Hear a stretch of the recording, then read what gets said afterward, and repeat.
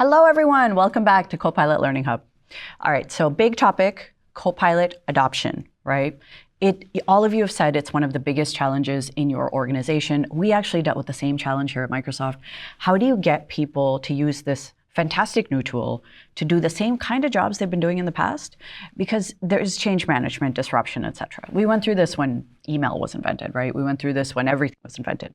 But we have to bring you an expert today, Sharon Weaver, to talk about product adoption in general, because Sharon has been disrupting your businesses for decades at this point, teaching people how to use Office, M365, whatever we call it nowadays, and just Office apps in general.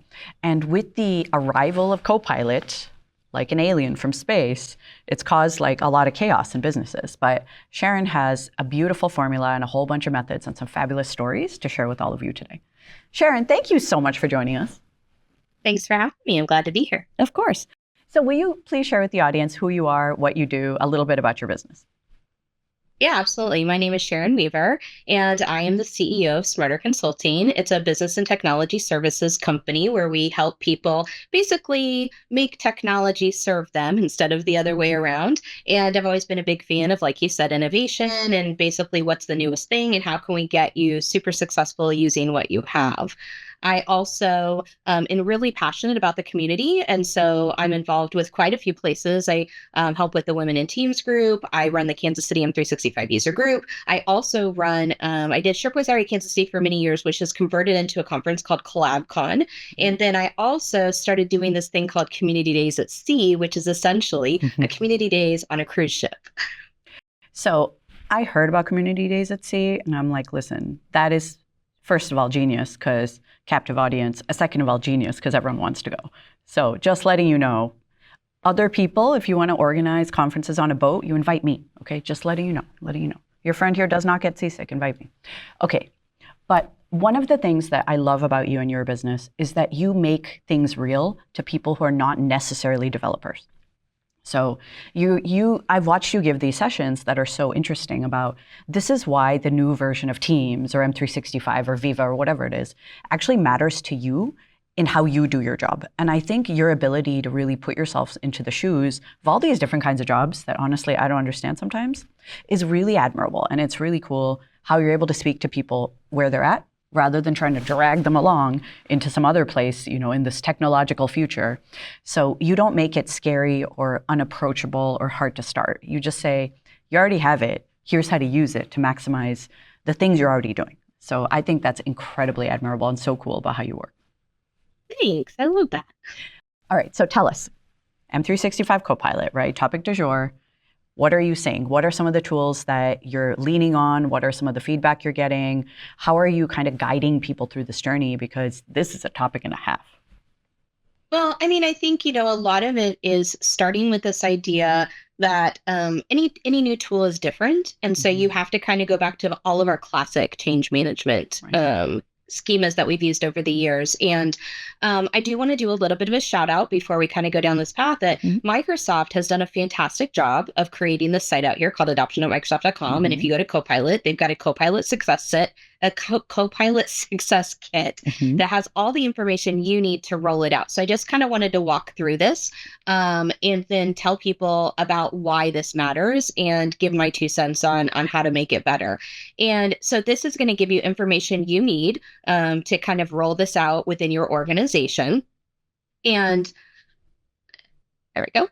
And so it does things like explaining to you the user journey. And so I do want to talk just for 1 second, you talk about what I think kind of the secret sauce to rolling things out is. And I think at the end of the day, what I found is I was always really good at understanding tech and it was really easy for me, but that's not the case for most people. And so most people are like, why should I even use this? Why does doing this matter to me? And what I found is exactly this. It's this aha moment of what is it doing to solve a pain point for them? And how is it making their days easier, their lives easier, their jobs easier? And so what we're really trying to get to with anything in change management technology, but specifically now in Copilot is why do I even care? What does it do for me? What's in it for me, right? And so that aha moment, I think, is the most important piece of all of this. I love this. One of the things that you've said so many times, and I've heard you say this at so many conferences, is if you're not opening with how does it benefit these other people's lives more, help them do their job better, you should just go home and figure that out. First, you should spend a lot of time talking to them to really understand what are the pain points even before you go try to solve pain points that are imaginary. So I think just starting with what is in it for your human and leading with that rather than trying to make up problems and trying to convince people that is just a genius way of going about it.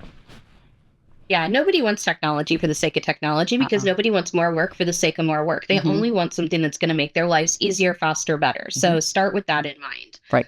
And then what Microsoft is really good out here is it really breaks it down. So if you're trying to do this deployment, I think what happens is a lot of people don't know, you don't know what you don't know. Right. So unless you have a crazy formal change management plan and you already know everything about everything, which most people don't, this is great because you can go out here and it will give you tips and tricks like how to get ready for both user enablement and technical readiness. There's tons of links that are available out here for people to go through things by phase.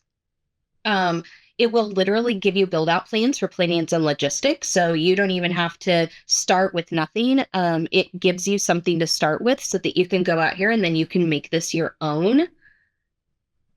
It gives you examples. So here's an email journey. And then there's some examples of the emails that you can send out to people. So I love that you called out the social media journey because that's something I've not seen every single person, every team lean into, right? Everyone leans into the email journey. Like, hey, here's like the email campaign, week 1, week 2, week 3. And I've seen it done also, but we get so much email. It's just so much. But the social media journey I found very interesting even at Microsoft itself because someone from the finance team, their Copilot driver will post into Viva Engage. None of my business, why am I involved? But I see they post it and say, hey, finance people, go try this fun prompt this week and let us know what you think. And everyone engages and says, here's my result. And I'm like, what is this prompt? It has nothing to do with me. It's some projections and some spreadsheet. But I'm immediately interested because it seems very valuable to a bunch of people. And it really does drive like a lot of conversation because it's this feeling of, hey, other people are finding value in this. So maybe I should have a look because if these people who are kind of like me, doing jobs kind of like mine are finding value, maybe I will find value as well. So the virally nature of these social media campaigns, I thought it was goofy at first, but it actually does work, which is cool. Yeah, I think just having that kind of all-encompassing communication that to exactly your point, right? There's what do I need to know? Yeah. But there's also, hey, I'm not alone. I'm not isolated on this. Other people are learning. Other people are scared. Other people are nervous. Other people are new to this as well. And so there's kind of like this beginner point for all of us. So it gives us this kind of shared feeling of all learning it together. Yeah, shared terror. I love it. Go on.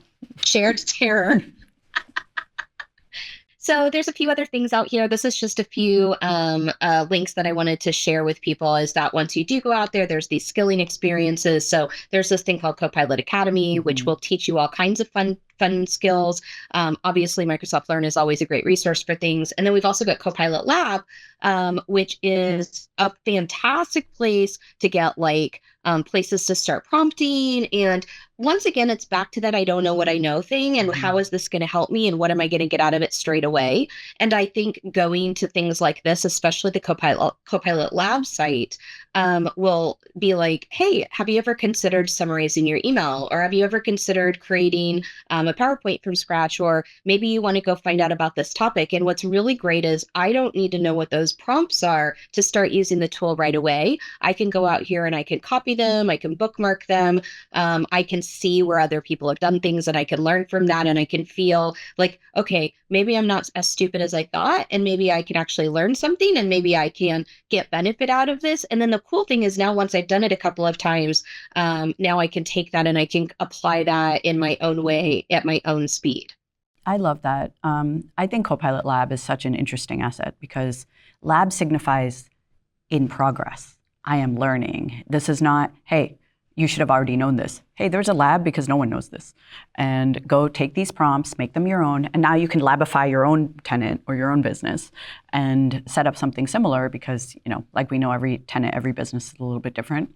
So I just like that word, like Copilot Lab, where get in there, do mad scientist-y things and see what works specifically for your business, your industry, but also yourself. Because certain prompts work better for different kinds of people.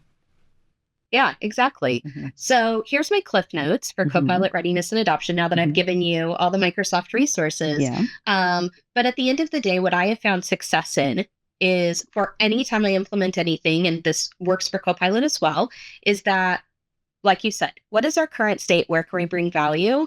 And in the Copilot world, I would say the three primary things that you really want to look towards are your information architecture and content governance. Like, where does it stand now? What does your data organization availability look like? And then do you have any custom scenarios or business needs that you think that Copilot would bring value to? And then essentially, like we talked about, then put change management and training around all of that. Maybe create some pilot programs where people can play with it and share with their friends of how cool it is and what value they're getting so that other people know what to do. Make sure you have tons of communication and feedback for everything. And then mostly what the executives want to see is, where did my dollars go? So you really want to set some goals around what you're trying to accomplish and what that money is paying for, so that then you can show them, here's what it's actually doing. Here's where you can see that measurement. Here's where you can see, improved productivity, efficiency, and engagement. And so they feel like, okay, I'm spending these dollars, I'm getting something back out of it. I'll spend more dollars so that more people can get it too. I love that. So exec buy-in, let's talk about this because you spend a lot of time cajoling executives to do things. How are you cajoling executives who are notorious for offloading technical work to someone else, right? Like when we were doing the Windows Insider program, executives were like, you are not getting a fast string build because you're going to be annoying.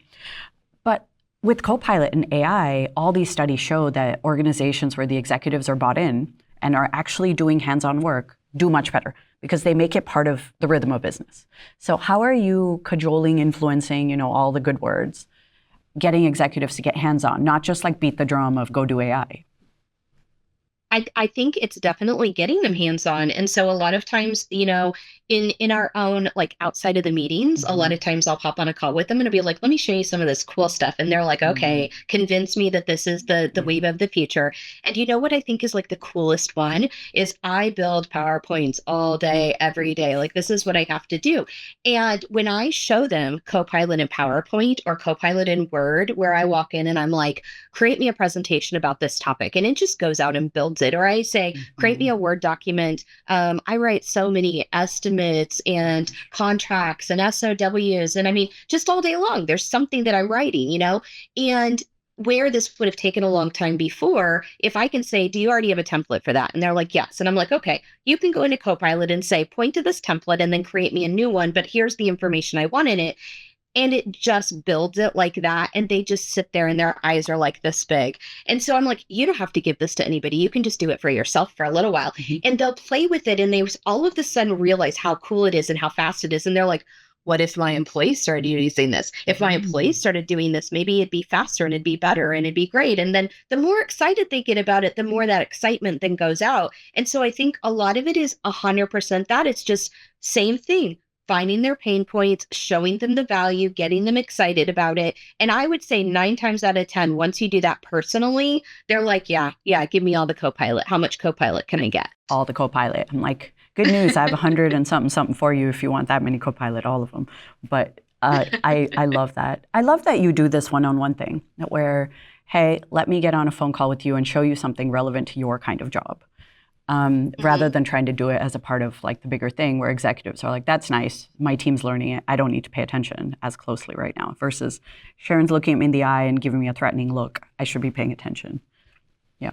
One of the things that I think is that people are afraid of executives. They're afraid to talk to them. They're afraid to ask them things. They're afraid to push back on them because at the end of the day, the executives have the ability to not spend money or let somebody go. And I think it's really important to push past that a little bit and meet with them and meet with them, find where they're at, answer their questions, make them feel comfortable and face that fear. Because I think when you help them to feel excited about the tools that they're using, they share that excitement back out with the organization. And at the end of the day, I want to work with people who are excited about technology because that's my job. My job is to bring all of that excitement to their users. And if the leaders are excited, then the people are going to be excited as well. That is very true, because when a leader cares about something, the people working with them are realizing like, actually, this seems important. I should pay attention. Oh, Sharon, you are definitely excited about technology, and I am too. And this has been such a joyful and fun conversation. I can't wait to see you out there in the world doing the thing, doing what you're excellent at. And till next time, everyone, come back for next episode of Copilot Learning Hub. Thank you so much, Sharon.